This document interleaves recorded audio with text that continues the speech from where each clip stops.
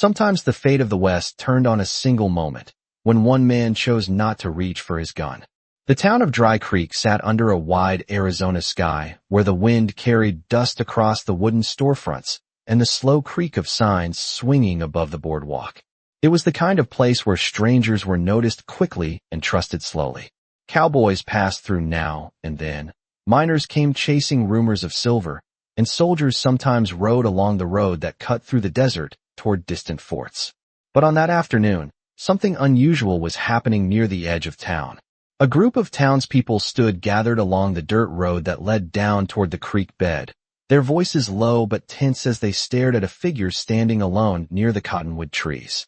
She was young, maybe 18 or 19, her long dark hair moving slightly in the dry wind. Her clothing was simple, worn from travel, and the sun had colored her skin the deep bronze of the desert. Everyone in Dry Creek knew exactly what that meant. She was Apache. Word had already spread across the town faster than dust in a storm. An Apache girl had been seen walking near the creek just after noon. Some said she had come from the mountains to the east. Others claimed she had crossed miles of open desert alone. No one knew for certain, but what they all agreed on was that she did not belong there. People whispered from behind the porch rails. A shopkeeper leaned out from his doorway. Even the blacksmith paused his hammer mid-swing to watch. Suspicion filled the air heavier than the heat. No one moved closer to her, but no one looked away either. Then a horse appeared at the far end of the road. The rider came slowly, dust trailing behind him in a thin cloud as the horse walked with the calm patience of a long journey. His name was Jack Mercer, though no one in Dry Creek knew that yet. To them he was just another traveling cowboy, tall in the saddle, his hat pulled low against the bright sun. He had ridden nearly 20 miles that morning across open desert, following little more than instinct and the faint line of the old trail. He had come to Dry Creek looking for water, maybe a hot meal, and a quiet place to rest before moving on. But as he approached the town, he noticed something strange. No one was talking. No one was moving. Every face was turned toward the creek. Jack followed their gaze. That was when he saw her. The girl stood alone beside the dusty path, her eyes scanning the road as if she had been waiting for something or someone. The moment Jack's horse slowed near the edge of the crowd, the tension shifted. Several men stepped forward slightly, watching both the cowboy and the girl at the same time. One older man muttered quietly to the others, his voice tight with suspicion. "She's Apache." Jack heard the words clearly. He studied the girl for a moment. She did not look threatening. She looked tired. Her boots were coated in pale desert dust, and the lines of travel showed in the way she held herself, steady but worn from miles of walking. Yet her eyes were sharp and alert. She was watching everything. When her gaze met Jack's, something changed. Not fear, not relief, something deeper, like recognition. Jack shifted in his saddle and glanced at the people beside him. Their faces were hard with distrust, the kind that came from years of stories and warnings passed down in quiet conversations. But Jack Mercer had spent enough time on the frontier to know something most towns forgot. The desert was full of stories, and not all of them were true. He guided his horse forward a few more steps, ignoring the uneasy looks around him. The girl did not move. The wind stirred the dry leaves overhead as the two strangers faced each other across the dusty road. And in that silent moment, Jack Mercer made a small decision that no one else in Dry Creek understood. Instead of reaching for suspicion, he chose something far rarer on the frontier. He chose trust. Jack Mercer slowly guided his horse closer to the cottonwood trees while the eyes of the entire town followed every step he took. The dry ground crunched softly beneath the horse's hooves, and the late afternoon sun stretched long shadows across the dusty road. The girl did not step back. She stood still, watching him with the calm focus of someone who had already walked a long way and could not afford to turn back now. From the porch of the general store, a man whispered to another, his voice sharp with worry, but Jack did not bother listening.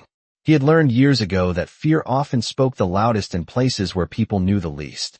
When Jack stopped about 10 feet from her, the wind shifted and carried the scent of dry grass and desert dust between them. For a moment, neither of them spoke. The town waited. Finally, Jack tipped his hat slightly, not as a greeting exactly, but as a quiet acknowledgement that he saw her as a person standing in front of him rather than a problem the town had already decided how to judge. The girl studied him carefully. Her eyes moved from the brim of his hat to the worn leather saddle, then to the small canteen hanging from the side of his gear. She looked like someone measuring whether the man in front of her was the kind who listened or the kind who only followed the loudest voice in the crowd. Jack noticed how tired she seemed now that he was closer. The dust on her boots suggested she had walked many miles, maybe more than 20 across open desert where shade was rare and water was never guaranteed. That was when she finally spoke, her voice steady but quiet enough that only Jack could hear it clearly. She said, "If you stay here when the sun goes down, people will suffer." Jack did not answer right away. The words were strange, not a warning shouted in panic, but something spoken with the calm certainty of someone who understood exactly what was coming. Jack leaned slightly forward in the saddle. "What do you mean by that?" he asked. The girl glanced past him toward the gathered townspeople.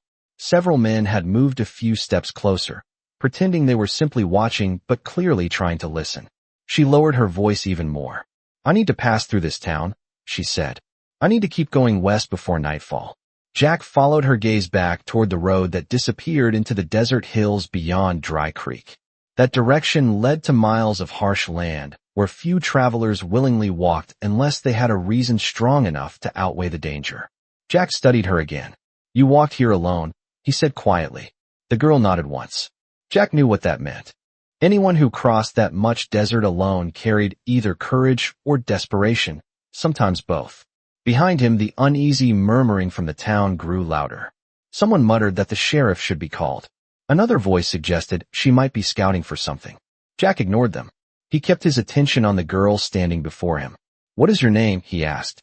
She hesitated for only a second before answering. "Ayanna." The name carried a quiet strength that matched the way she held herself. Jack nodded slowly. "My name is Jack Mercer." Ayanna looked at him carefully, then spoke again, this time with more urgency in her voice. "Mr. Mercer, if they stop me here, everything will change before tomorrow morning." Jack felt the weight of those words settle into the air between them. The strange thing was not the warning itself. It was the way she spoke, as if she had already seen what would happen if no one listened. Jack glanced once more at the tense faces of the townspeople behind him, then back at the young Apache woman who had walked across miles of desert carrying something far heavier than the dust on her boots. And in that moment Jack Mercer began to realize that whatever had brought Ayanna to Dry Creek was not a simple journey through town.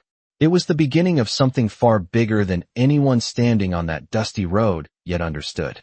Jack Mercer remained in the saddle for a moment after hearing the name Ayanna, letting the silence stretch just long enough to think. The town behind him had grown restless. Boots shuffled on the wooden boardwalk and low voices carried across the warm desert air. Suspicion had a way of spreading quickly in small frontier towns, especially when something unfamiliar appeared on the edge of the road. Jack slowly swung his leg over the saddle and stepped down onto the dusty ground. His boots pressed into the pale dirt as he moved a few feet closer to Ayanna, careful not to make any sudden movements that might turn the tense crowd even more uneasy. Up close he could see the exhaustion she had tried to hide. The sun had left faint lines on her face from long hours beneath the open sky.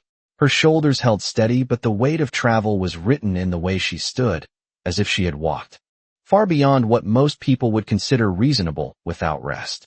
Jack glanced briefly toward the creek bed nearby.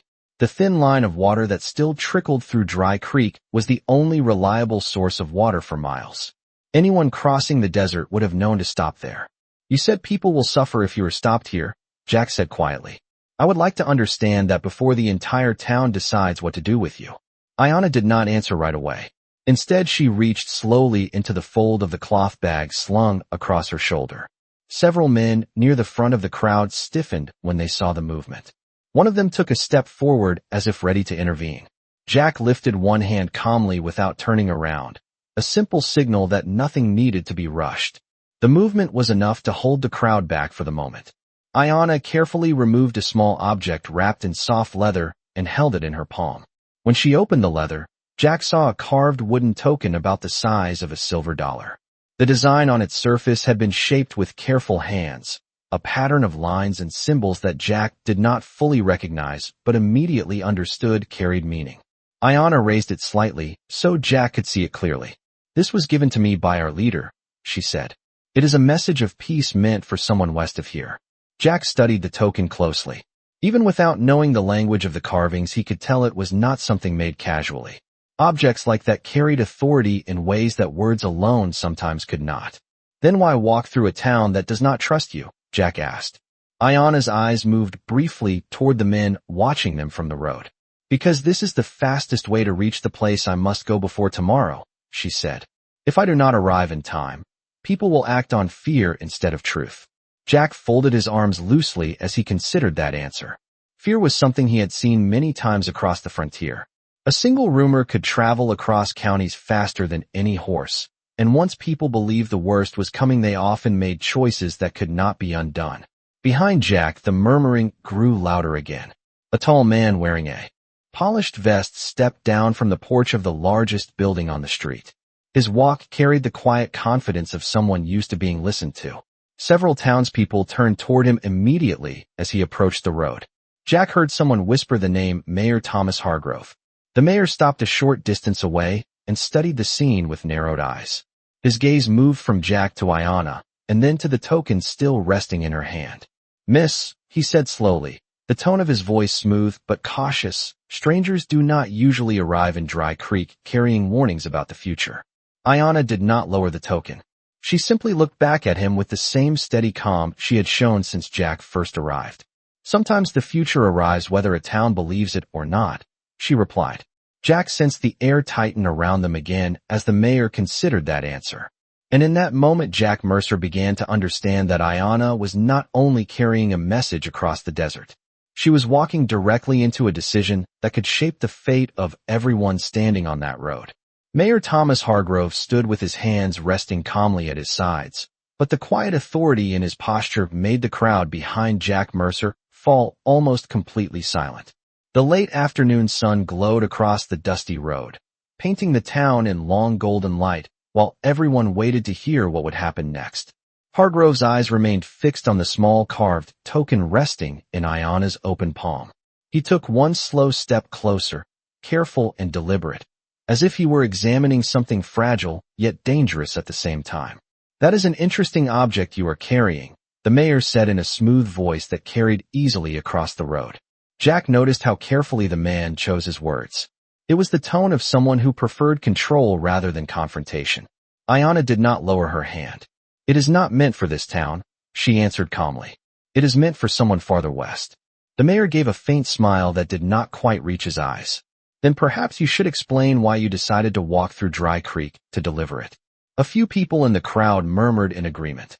Jack could feel the weight of their attention pressing in from every direction. Small frontier.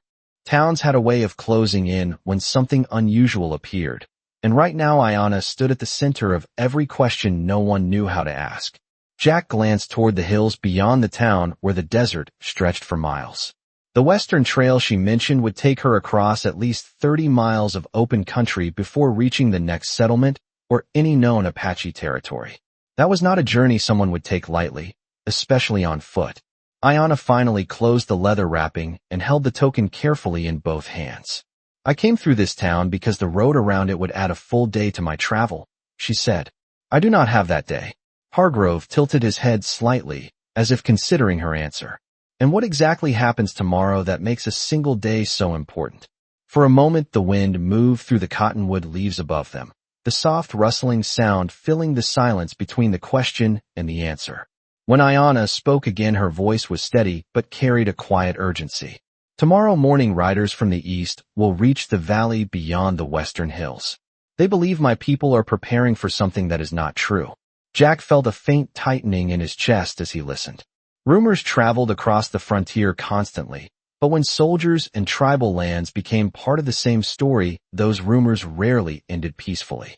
If they arrive believing the wrong story, Ayana continued, people will act on fear before anyone can speak the truth. Hargrove folded his arms thoughtfully. And this small token is supposed to stop that, he asked. It carries the words of our leader and a request for peace, Ayana said. It must reach the person who can prevent the misunderstanding before sunrise. Jack studied the mayor carefully now. For just a brief second something flickered across Hargrove's face. Not confusion, but calculation. The quick kind of thinking a man does when information suddenly changes his plans. It was gone almost instantly, replaced again by that polite expression. The mayor glanced toward the western hills as if measuring the distance in his mind. 30 miles of desert road before dark would be difficult for anyone on foot, he said slowly. Then his eyes returned to Jack Mercer. Unless someone with a horse decided to help her. The suggestion hung quietly in the air. Several townspeople exchanged uneasy looks. Jack felt every pair of eyes shift toward him at the same time.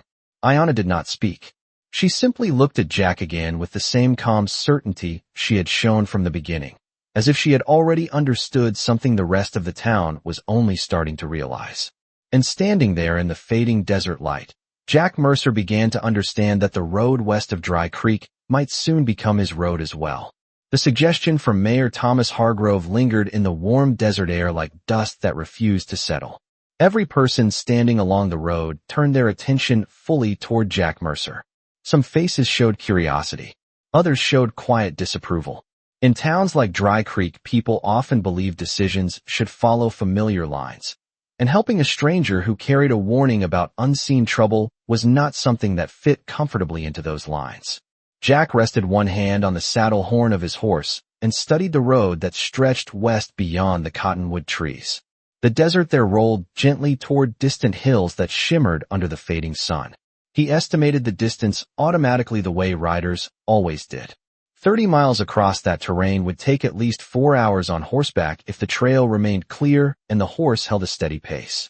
On foot it would take much longer, perhaps an entire day and night. Jack looked back at Ayanna. She stood quietly beside him, the small leather-wrapped token now held carefully against her chest.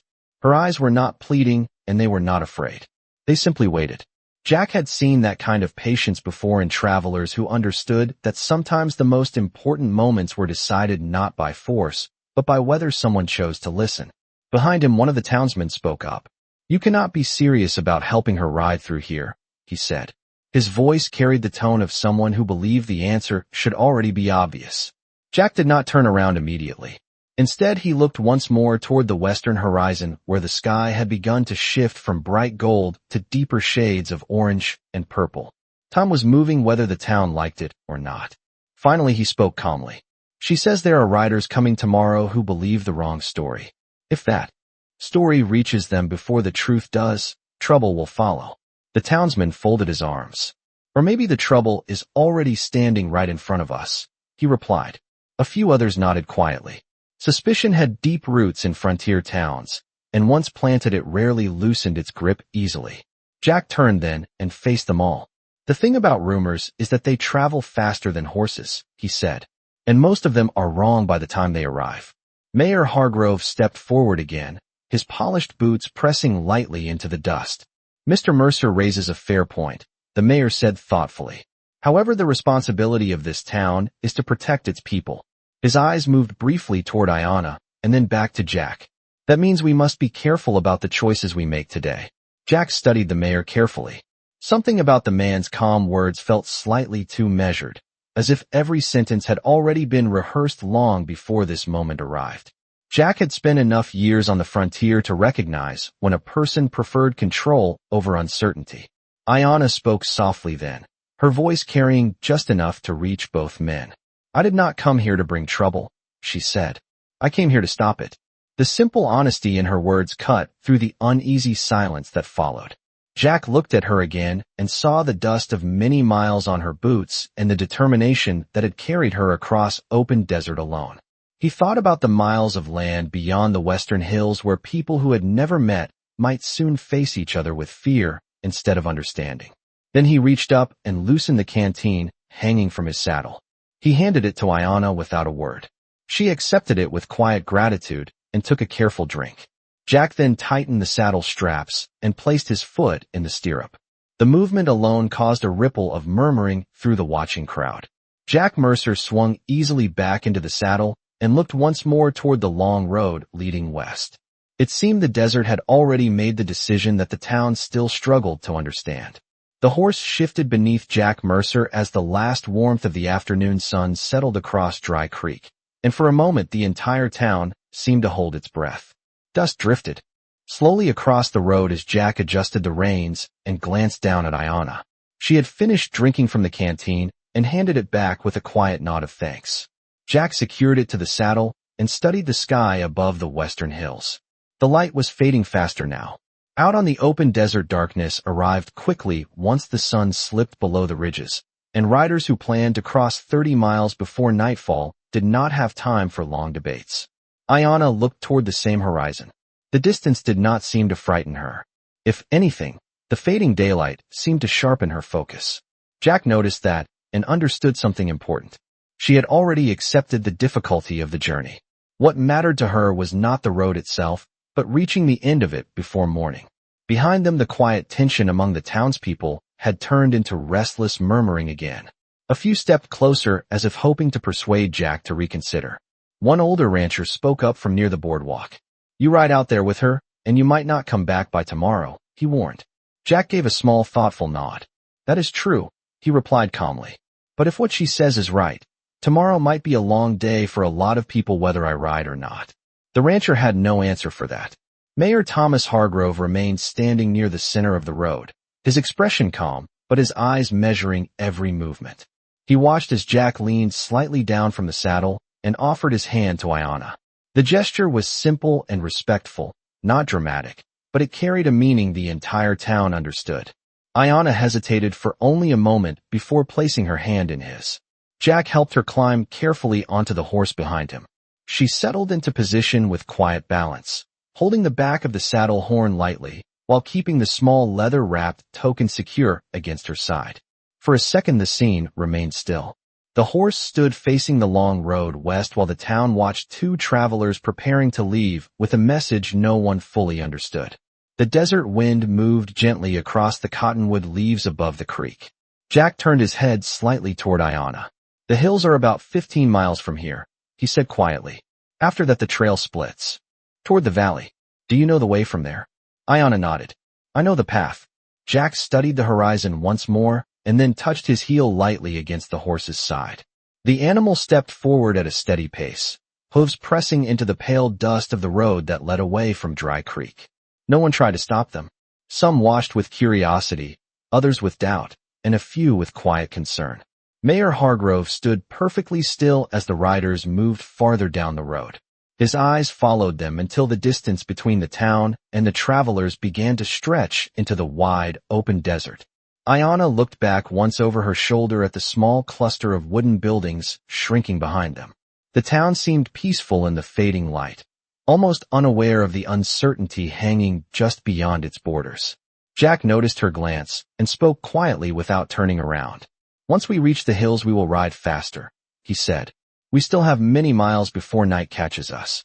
Ayana faced forward again toward the open desert. The western sky had begun to glow with the deep colors of sunset, and somewhere beyond those distant hills waited the place where her message needed to arrive before morning. The road ahead stretched silent and endless, carrying two riders into a night that would soon decide whether trust or fear would shape the next sunrise. The last rooftops of Dry Creek disappeared behind a low rise of desert rock as Jack Mercer guided the horse onto the narrow trail that wound toward the western hills.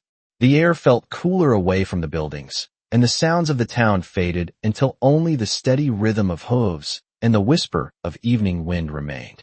The desert stretched wide and quiet around them, painted in deep shades of copper and purple as the sun lowered toward the horizon. Jack allowed the horse to settle into a smooth, steady trot, careful not to push too fast yet. 30 miles across open country required patience as much as speed, and a tired horse halfway through the journey would help no one. Behind him Ayana sat balanced and calm, her hands steady against the saddle while the small leather-wrapped token rested safely against her side. For several minutes neither of them spoke. The trail dipped through a shallow stretch of dry grass before rising again toward a ridge of weathered stone about 2 miles ahead. Jack finally broke the silence. "The mayor seemed very interested in that message you carry," he said. Ayana considered his words before answering. "Yes," she said quietly. Jack turned his head slightly, curious about the tone in her voice.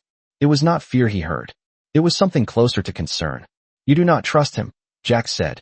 Ayana did not answer immediately. The horse climbed slowly over a rocky patch of ground while the evening light grew dimmer. After a moment she spoke again. When I first entered the town, I hoped I could pass through without being noticed. But when the mayor stepped forward, I understood something different was happening. Jack guided the horse along the narrow curve of the trail, listening carefully. "What do you mean by different?" he asked. Ayanna looked out across the desert, as if remembering the moment clearly. "He was not surprised to see me," she said.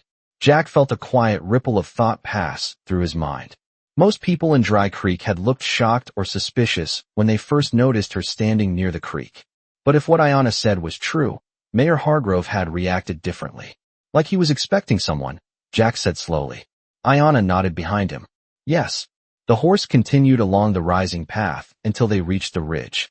From there the land opened wide, revealing miles of rolling desert that stretched toward the distant hills, now darkening against the evening sky. Jack slowed the horse for a moment and studied the view. The valley beyond the hills would take them another 15 miles at least, and darkness would reach them long before they arrived. "You believe the mayor knows something about the riders coming tomorrow," Jack said. Ayanna's voice remained calm. "I believe he wants them to arrive believing the wrong story." Jack felt the weight of that possibility settle heavily into the quiet desert air. Frontier towns depended on cooperation between settlers, tribes, and travelers more than most people admitted. If someone powerful in a town wanted conflict instead of peace, the results could echo across hundreds of miles. Jack adjusted the reins slightly and guided the horse down the far side of the ridge toward the open desert road ahead. The stars had begun to appear one by one in the darkening sky. If the mayor wanted the riders to arrive believing the wrong story, Jack said thoughtfully, then our ride tonight matters more than ever. Ayanna held the token a little closer as the wind picked up across the open land. "Yes," she replied softly. Jack pressed his heels gently against the horse's sides, and the animal moved into a faster pace across the desert trail. The hills waited in the distance like silent guardians of whatever truth lay beyond them, and somewhere far behind, in the quiet town of Dry Creek, a man who preferred control over truth was already watching the road where two riders had disappeared into the night. The desert night settled slowly over the land as Jack Mercer guided the horse deeper into the open valley beyond the ridge. The last glow of sunset faded behind the hills, leaving a wide sky filled with cold, bright stars that stretched from horizon to horizon. Out here the world felt enormous and quiet, broken only by the steady rhythm of hooves moving across the packed desert trail. Jack allowed the horse to run at a strong but steady pace, careful not to exhaust the animal before they reached the far valley where Ayanna's message needed to be delivered. The cool air carried the dry scent of sage and dust, and somewhere in the distance a faint breeze moved through the low desert grass. Ayanna leaned slightly forward behind him, watching the trail ahead with sharp attention. Her voice came quietly over the sound of the horse's breathing. "We are close to the place where the road divides," she said. Jack nodded as he studied the faint path ahead illuminated by the pale starlight. After nearly an hour of riding, the land had changed from open sand to scattered stone and narrow desert washes that cut through the ground like shallow rivers long dried by the sun. A few minutes later the trail curved around a cluster of dark rock formations. Beyond them the road separated into two narrow paths that disappeared into different directions of the valley. Jack slowed the horse and brought it to a steady halt. The animal exhaled heavily but stood strong, its sides rising and falling from the long ride. Jack studied the two trails carefully. One path continued straight west toward a distant line of hills that appeared darker against the night sky. The other path turned slightly south, winding through a shallow canyon that twisted between jagged stone walls. Ayanna slid gently down from the horse and stepped onto the desert ground. She knelt near the fork in the trail and brushed her fingers lightly across the dirt as if reading the ground itself. After a moment she stood again. "Riders passed here earlier today," she said quietly. Jack looked toward the southern trail where the canyon opened like a dark mouth between the rocks. "How many riders?" he asked. Ayanna considered the faint marks in the dust before answering. "Perhaps 6 or 7 horses. They were moving fast." Jack felt a quiet tension settle into the night air. "Those must be the riders arriving tomorrow morning," he said. Ayanna nodded slowly. "They believe they are coming to stop a threat. If they reach the valley believing that story, the meeting will begin with fear instead of truth." Jack rested one hand against the saddle and looked toward the western trail again. And the person who can change that story is waiting beyond those hills, he said. Yes, Ayana replied. But if the riders arrive first, no one will listen anymore. Jack lifted his eyes to the sky for a moment, measuring the night and the distance left to travel. By his estimate, they still had nearly 15 miles before reaching the valley where the message must be delivered. Under the starlight, that meant at least 2 more hours of hard riding. Jack swung smoothly back into the saddle and extended his hand down to Ayana again. She took it and climbed up behind him without hesitation.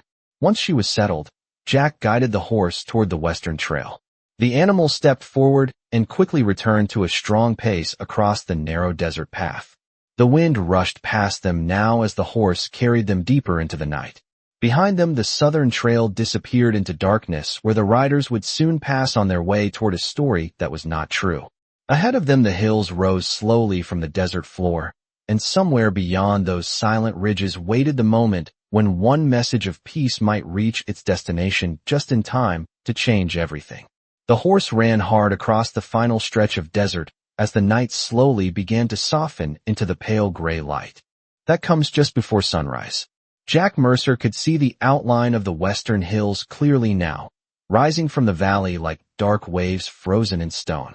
The air had grown colder during the ride, and the steady rhythm of the horse's breathing echoed through the quiet land. They had been riding for hours, pushing steadily across nearly 30 miles of desert under nothing but starlight and instinct.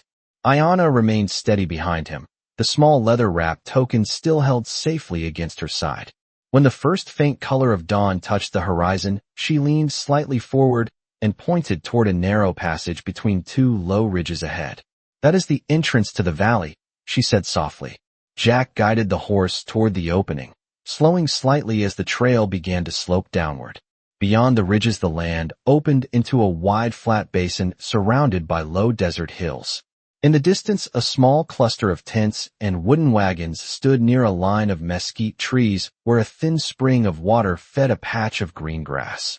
The early light revealed figures moving quietly between the tents, preparing for the coming day. Jack felt a quiet sense of relief settle over him as he saw the camp. We made it before sunrise, he said. Ayana nodded, but her attention remained focused toward the eastern edge of the valley where the trail from the canyon would soon appear. They must arrive before those riders, she said. Jack urged the horse forward once more, and they crossed the last half-mile of open ground toward the camp. As they approached, several men stepped forward cautiously to see who had arrived so early from the desert. When they recognized Ayana, their expressions changed from concern to quiet surprise. She slid down from the horse before it fully stopped and walked directly toward the oldest man standing near the center of the camp. His long gray hair moved gently in the morning breeze, and his calm eyes seemed to understand the importance of the moment even before she spoke. Ayana placed the leather-wrapped token carefully into his hands. The message has arrived, she said. The elder opened the leather slowly and studied the carved symbol beneath the growing light of dawn. He nodded once with deep understanding. Jack watched silently from beside the horse as the elder spoke quietly to the others in the camp. Within moments, several riders began preparing their horses, but their movements carried purpose rather than alarm. The elder turned toward Jack and gave a respectful nod that needed no translation. In the distance, the first faint echo of approaching horses carried across the valley from the eastern canyon. The riders from the rumor were arriving. But this time the valley was ready with the truth before the misunderstanding could take hold. The elder stepped forward to meet them with the token of peace held clearly in his hand. Jack Mercer rested one arm across the saddle and watched the quiet moment unfold as the rising sun spilled golden light across the valley floor. The desert wind moved softly through the grass near the spring, and the tension that might have shaped the day slowly faded into calm conversation between people who now understood one another.